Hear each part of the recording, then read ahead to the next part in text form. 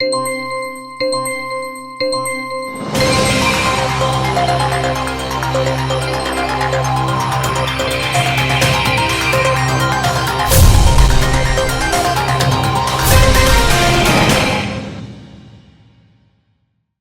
दर्शकों, बात आज की चैनल में आपका स्वागत है। मैं हूं निपुण भार्गव और आप सभी को नव वर्ष की हार्दिक शुभकामनाएं। तो आइए देखते हैं आज की सच्ची बात पक्की बात।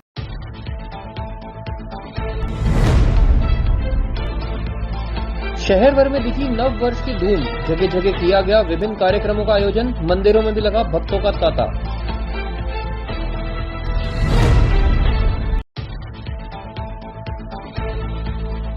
उर्स को लेकर प्रशासन मुस्तैद, पुलिस लाइन सभागार में हुई बैठक, 5000 पुलिसकर्मी रहेंगे तैनात।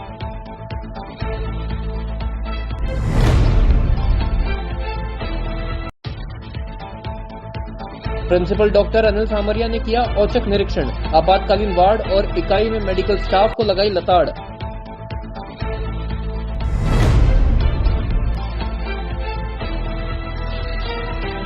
एक बार फिर चोरों ने दी पुलिस को चुनौती, इस बार मोबाइल शॉप को बनाया निशाना।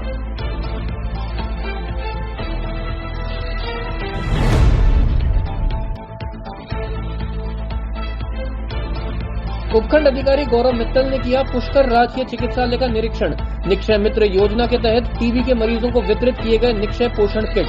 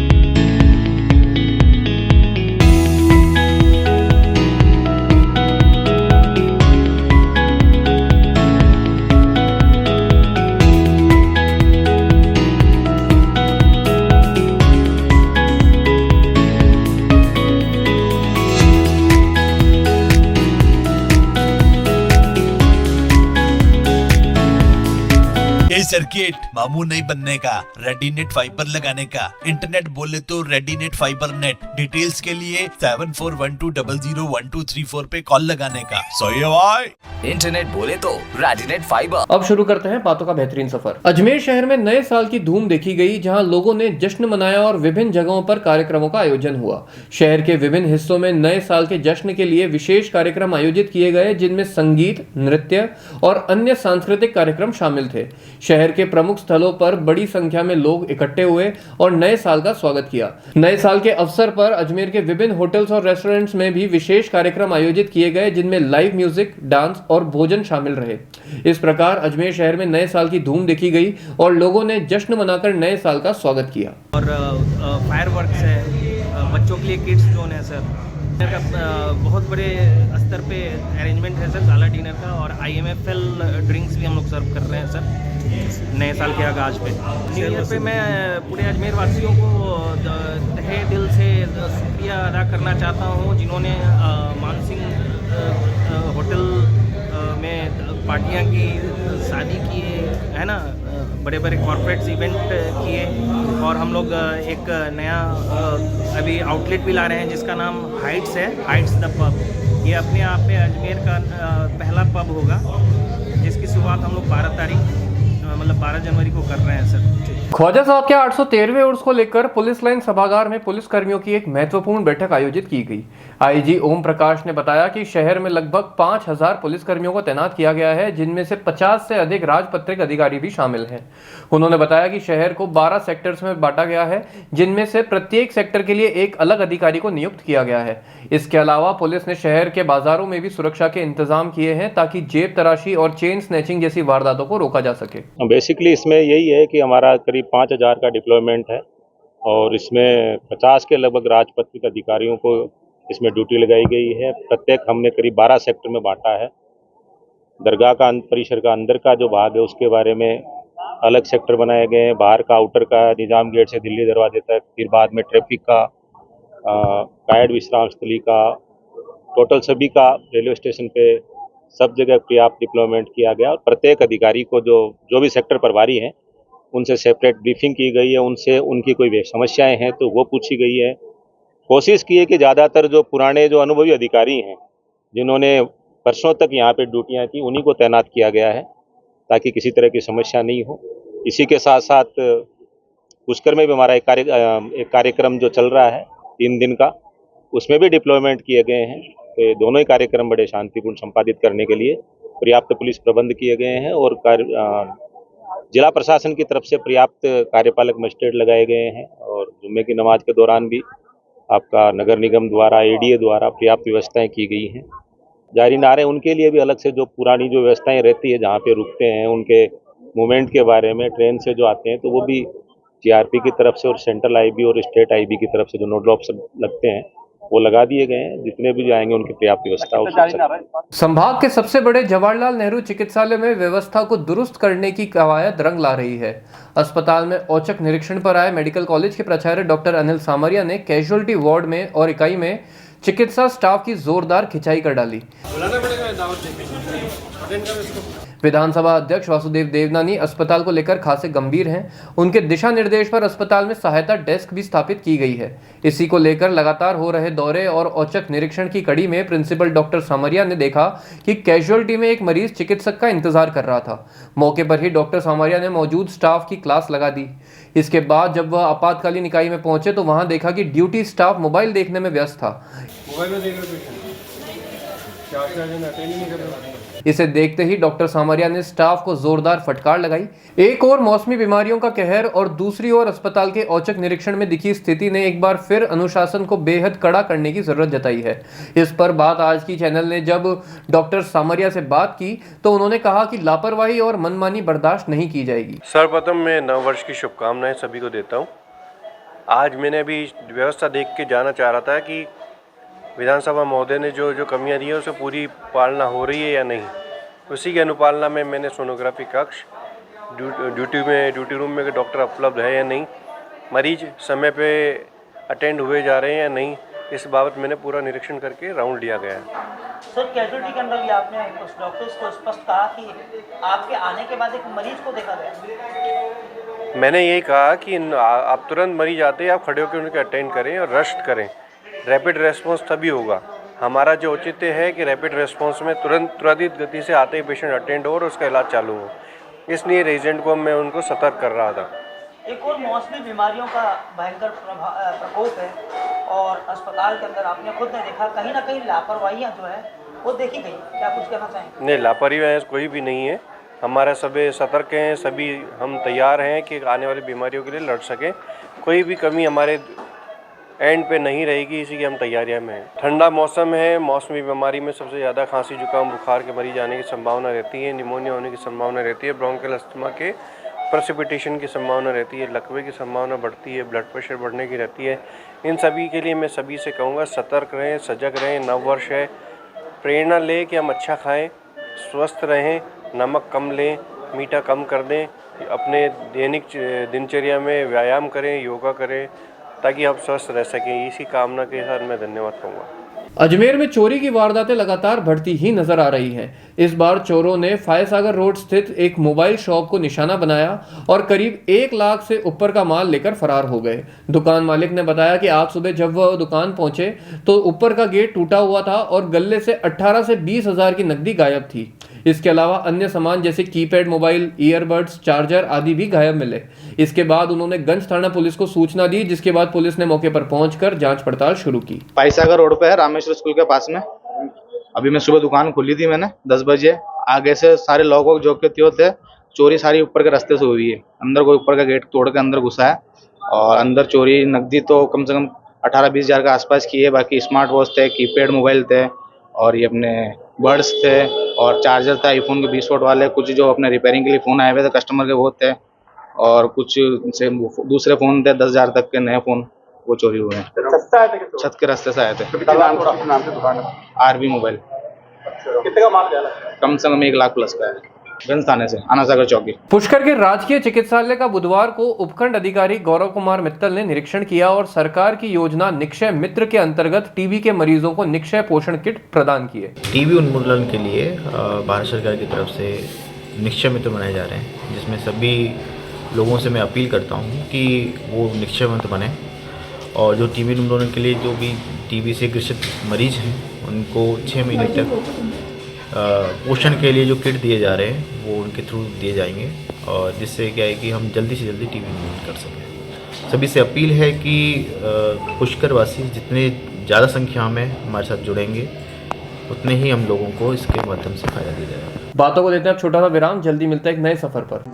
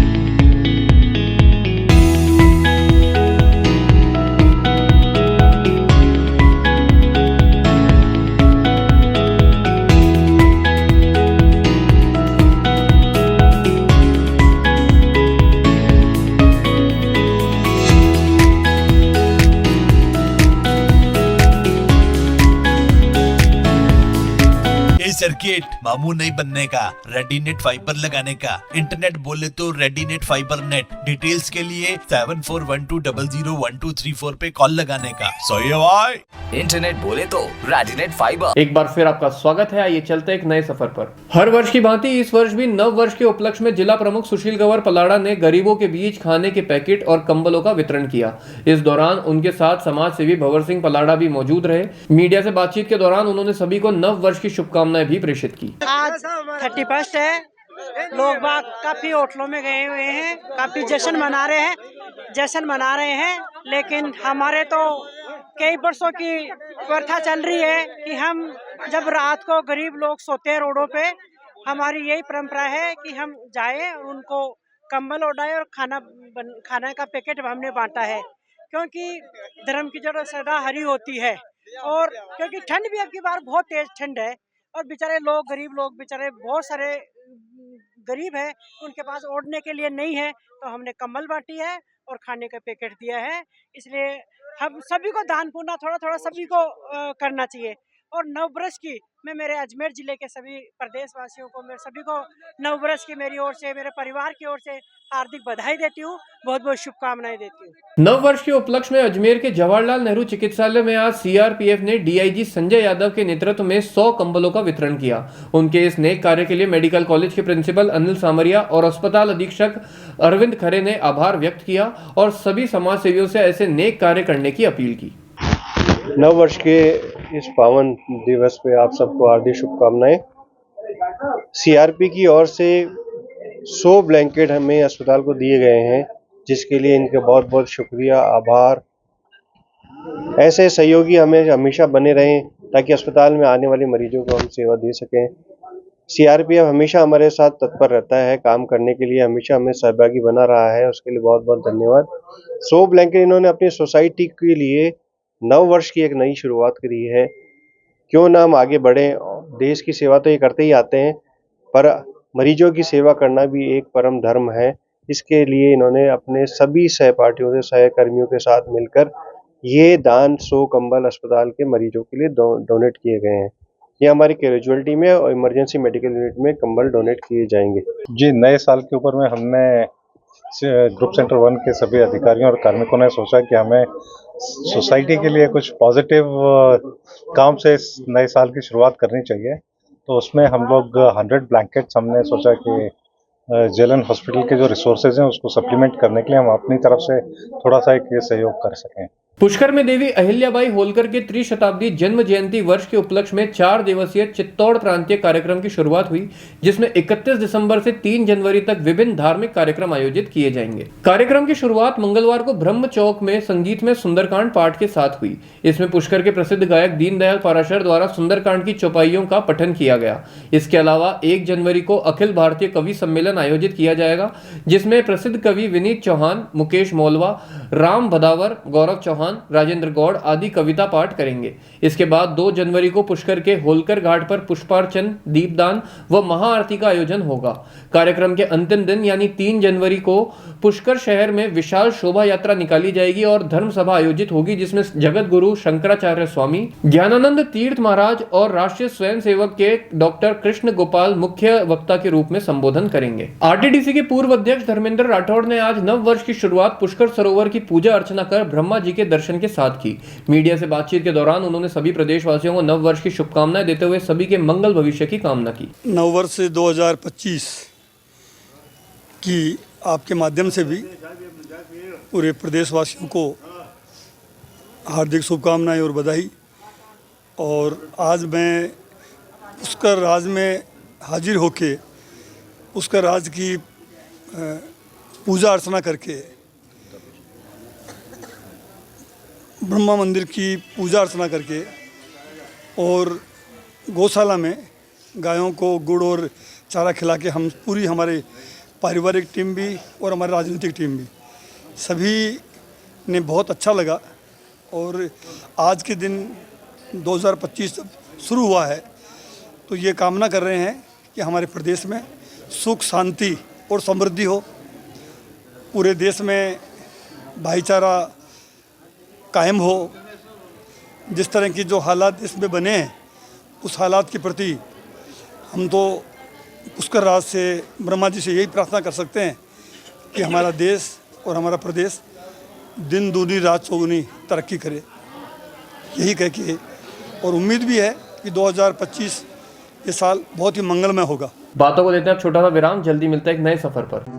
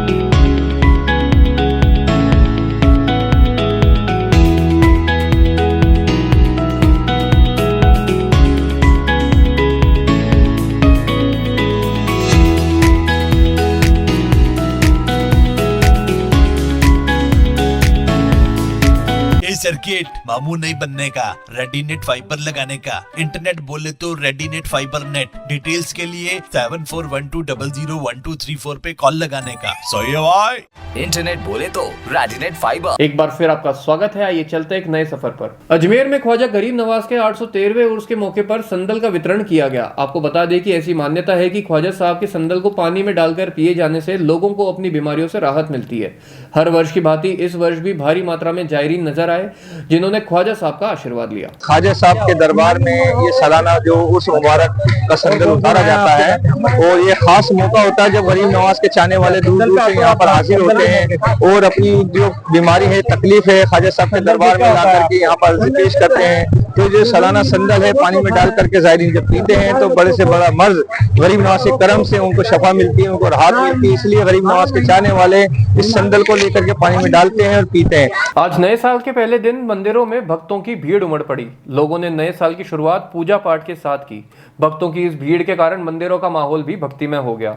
लोगों ने नए साल के पहले दिन अपने आराध्य देवी देवताओं के दर्शन किए और उनका आशीर्वाद प्राप्त किया। भगवान गणेश जी महाराज के कैलेंडर अंग्रेजों के हिसाब से आज नया साल है। अपना नया साल चैत्र नवरात्रि में लगता है, लेकिन यह भी एक मान्यता है आज पहला दिन है।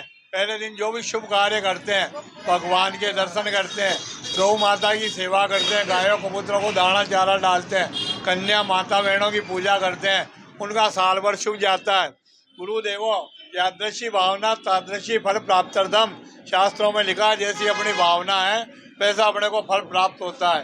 तो आज के दिन सुबह 5 बजे से भगवान के भक्त दर्शन करना आना प्रारंभ हो गए हैं। माड़ा प्रसाद, हरी धूप, नारियल, गुड़, लड्डू चढ़ा रहे हैं, भोग लगा कर ले जा रहे हैं और अपने बच्चों को लिए गुड़ ला रहे हैं। सब बच्चों को 5 बार ओम ओम बोल के गुड़ देने से विद्या बुद्धि बढ़ती है। किसी राज्य कार्य में जा रहे हैं, किसी का कोई मुकदमा है, गुड़ खा के ओम ओम बोल के जावे तो विजय होती है। तो भगवान गणेश जी महाराज के आज किसी भक्त ने ये फूलमाला का श्रृंगार का बंगला बनवाया। उनकी भावना थी भाई आज गणेश जी को वृंदावन की तरह फूलों में सजाओ, तो आज बांके बिहारी की तरह फूलों में सजाया गया है। आज बस इतना ही। कल फिर होगी आपसे मुलाकात, तब तक के लिए आज्ञा दीजिए। नमस्कार।